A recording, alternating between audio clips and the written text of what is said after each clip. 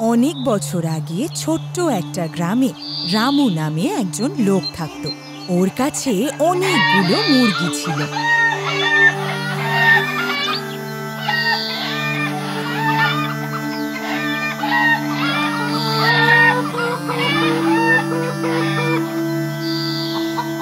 রামু একদিন লক্ষ্য করলো যে ওদের মধ্যে একটা মুরগি ডিম দিচ্ছে না। এই মুরগিটাকে আমাকে যে কোনো মূল্যে বেচতেই হবে। কি করে বেচি? রামু তখন সিদ্ধান্ত নিল যে ওই মুরগিটাকে গ্রামের বাজারে বিক্রি করে দেবে। রামু মানুষকে ফাঁসাতে ভীষণ পছন্দ করত। রামু ওই ডিম না পাড়া মুরগিটা আর অন্য মুরগিদের ডিমগুলো নিয়ে বাজারের উদ্দেশ্যে রওনা হলো। রামু যখন বাজারের দিকে যাচ্ছিল,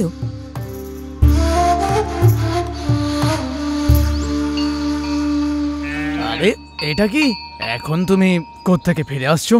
কি আর বলি তোমায় রামু, আমি তো গঞ্জের বাজার থেকে আসছি। আরে কি হয়েছে? আমি এইটাকে বেচতে গিয়েছিলাম, কয়েকদিন হলো কম দুধ দিচ্ছে, কেউ আর একে কিনতেই চাইছে না রামু।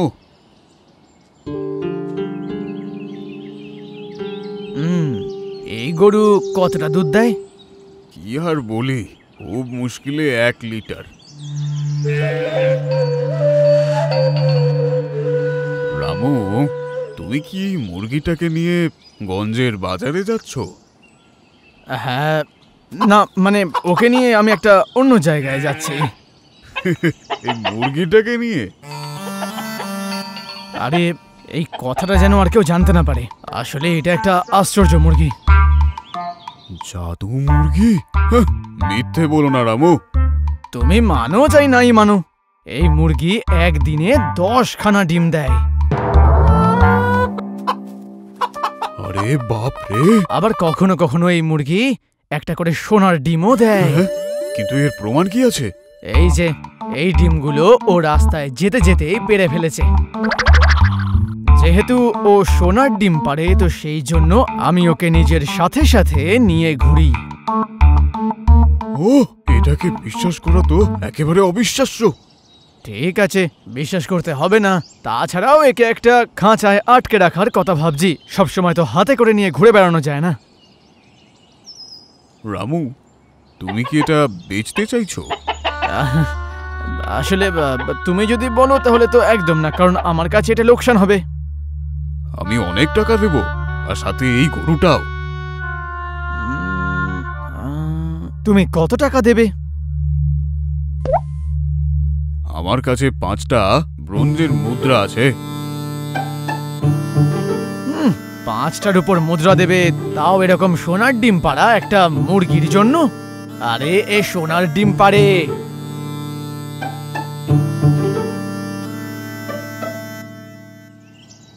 আমার কাছে তো এই সোনার আংটিটাই শুধু রয়েছে।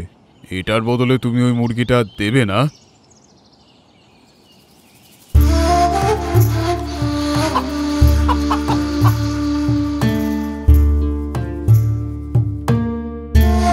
আরে তো আসল মূর্খ।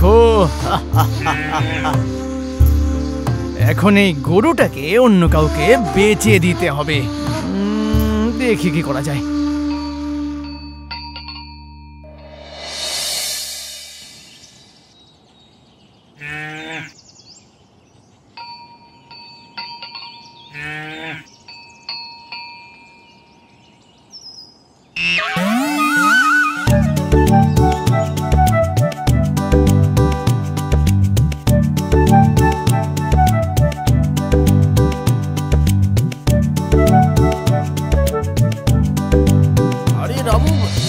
তুমি আবার গরু পোষা শুরু করে দিলে নাকি? আরে এটা কোনো সাধারণ গরু নয়, এই গরুর দুধ খুবই সুস্বাদু। কি বলো, তাই নাকি? শুধু এটুকুই নয়, ও দিনে 30 লিটার দুধ দেয়।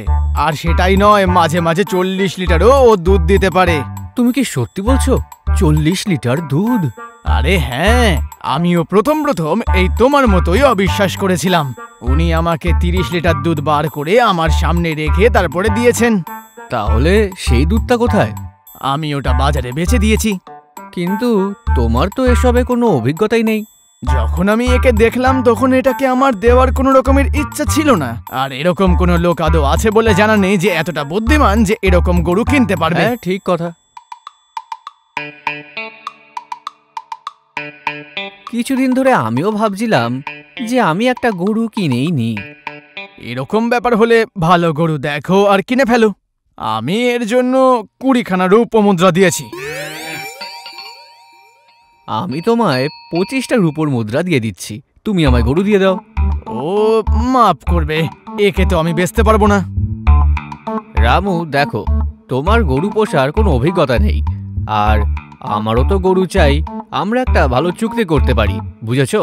এরকম ব্যাপার হলে তুমি এতটা জোর জবরদস্তি করছো, আমি তো বারণ করতে পারি না।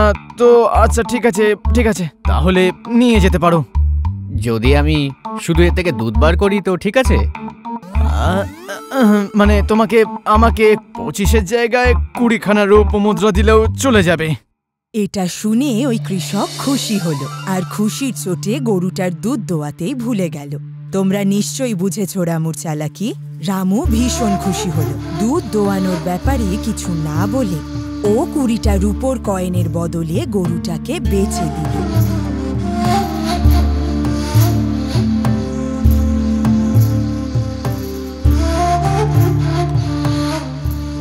আজকের দিনটা সত্যি খুব ভালো ছিল, যদি সব দিনই এরকম চলতো।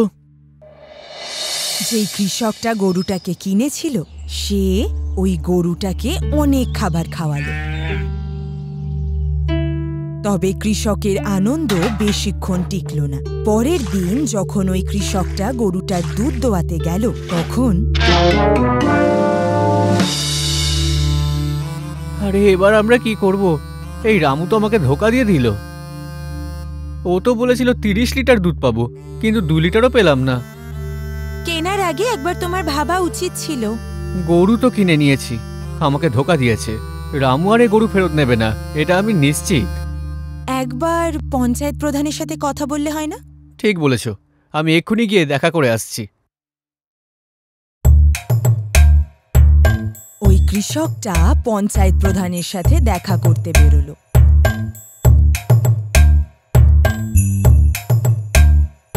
কৃষক সমস্ত কথা পঞ্চায়েত প্রধানকে খুলে বলল। আচ্ছা শোনো, রামুকে গিয়ে বলো যে গরু তোমার বলার থেকেও বেশি দুধ দিচ্ছে, আর এটাও বলবে যে তুমি সমস্ত দুধ আমাকে দাও। এরপর পঞ্চায়েত প্রধান যা বলল সেগুলো সব শুনে কৃষক রামুর বাড়ি গেল। রামুর বাড়ির দিকে যাওয়ার সময়, রামু, তোমাকে মন থেকে অনেক অনেক ধন্যবাদ। তোমার এই গরুর জন্য আমি আর আমার পরিবার পুরো বেঁচে গেলাম। তাই নাকি? হ্যাঁ রামু, গরুটা তো প্রতিদিন 40 লিটার দুধ দিচ্ছে। আমি সেই সমস্ত দুধ পঞ্চায়েত মশাইকে দিয়ে দিয়েছি। ঠিক আছে রামু, আমায় যেতে হবে, পরে দেখা হবে। আমি কি ওকে গরু বেচে কোনো ভুল করলাম?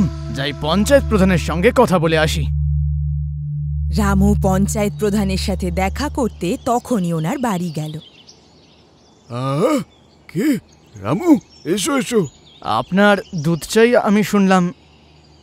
হে, লাগতো তো অবশ্যই, কিন্তু একটা কৃষক আমাকে প্রতিদিনই সুস্বাদু দুধ দেয় আর কম পয়সাতে দিয়ে যায় আমায়, বুঝলে?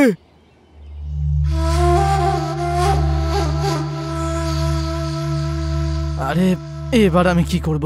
পঞ্চায়েত প্রধান তো আর মিথ্যে বলবেন না। অর্থাৎ ওই চাষি ঠিকই বলছিল। রামুর মনটা খারাপ হয়ে গেল। তারপর রামু কৃষকের বাড়ির দিকে গেল।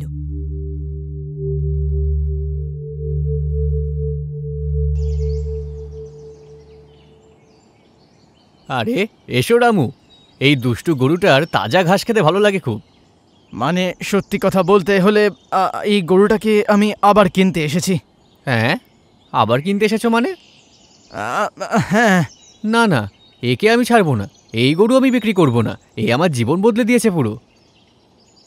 এরকম বলো না। এই গরুকে কেনার আমার অনেক দিনের ইচ্ছে, কিন্তু এটা নিয়ে আমি অনেক পরে ভেবেছি। আরে না না, এই গরুকে আমি দেব না, সে তুমি যতই টাকা দাও না কেন। আমি তোমাকে ওর থেকে বেশি টাকা দিতেও রাজি, ঠিক যত টাকায় তোমাকে এটা বেচেছিলাম। ঠিক আছে, তোমার দুঃখ আমি বুঝতে পারছি। তা তুমি আমাকে কি দেবে? তুমি আমাকে কি দিয়েছিলে? তুমি আমাকে ওই 20টা রৌপ্য মুদ্রা দিয়েছিলে, ব্যাস। আমি তোমাকে 30 দিচ্ছি। 30? একদমই না, কম করে হলেও 40টার উপর মুদ্রা তো দিতেই হবে। আচ্ছা ঠিক আছে, দিচ্ছি।